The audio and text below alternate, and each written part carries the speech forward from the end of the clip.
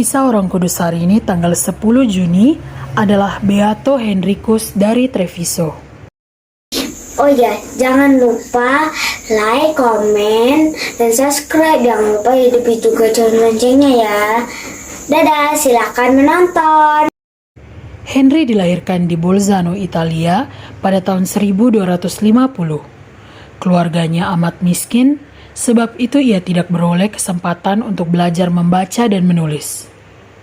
Setelah remaja, Henry pindah ke Treviso untuk mendapatkan pekerjaan.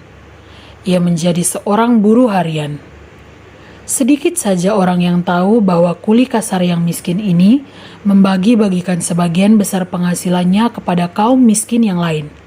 Ia ikut ambil bagian dalam misa setiap hari dan menyambut komuni kudus sesering yang diizinkan. Henry mencintai sakramen tobat dan mendapati sakramen pengampunan Allah ini sungguh membesarkan hati.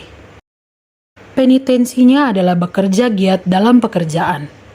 Ia melewatkan banyak waktu setiap harinya untuk tenggelam dalam doa pribadi yang biasanya dilakukan di gereja. Henry dikenal akan ketenangan dan kelemah lembutannya. Terkadang orang mengoloknya sebab ia begitu miskin dan sederhana. Ketika semakin bertambah usianya, Henry mulai tampak kusut dan bongkok. Anak-anak melontarkan ejekan atas penampilannya yang aneh itu. Tetapi Henry tidak marah.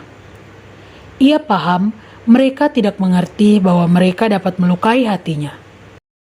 Ketika Henry telah terlalu tua dan lemah untuk dapat bekerja, seorang sahabat bernama Giacomo Castagnolis membawanya masuk ke dalam rumahnya sendiri. Castagnolis memberinya sebuah kamar tempat tinggal dan makanan apabila Henry mengkehendakinya.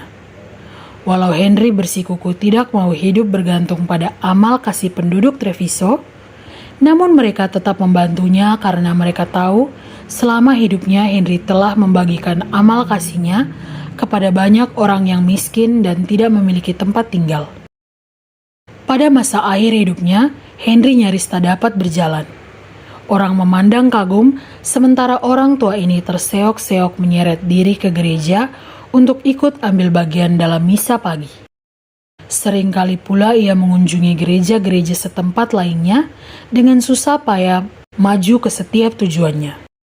Betapa misteri yang terkandung dalam diri orang saleh ini. Ketika ia wafat pada tanggal 10 Juni tahun 1315, orang banyak memadati biliknya. Mereka menginginkan sebuah relikwi, sebuah kenangan. Dan mereka menemukan harta bendanya, sebuah baju kasar untuk bermati raga, sepotong balok kayu yang adalah bantalnya, dan setumpuk karung jerami yang adalah tempat tidurnya. Seorang yang saat itu sedang sakit tiba-tiba menjadi sembuh seketika saat tanpa sengaja menyentuh jenazah Henry. Kemudian tersebarlah berita tentang mukjizat ini seantero kota Treviso. Umat kemudian datang berbondong-bondong untuk menghormati orang suci yang sederhana ini. Jenazah Henry kemudian dipindahkan ke katedral agar semua orang dapat menyampaikan hormat mereka.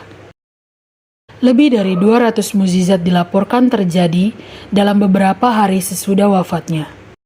Henry dibeatifikasi pada tanggal 23 Juli 1750 oleh Paus Benediktus ke-14 setelah penyelidikan seksama atas 276 mukjizat yang tercatat atas namanya.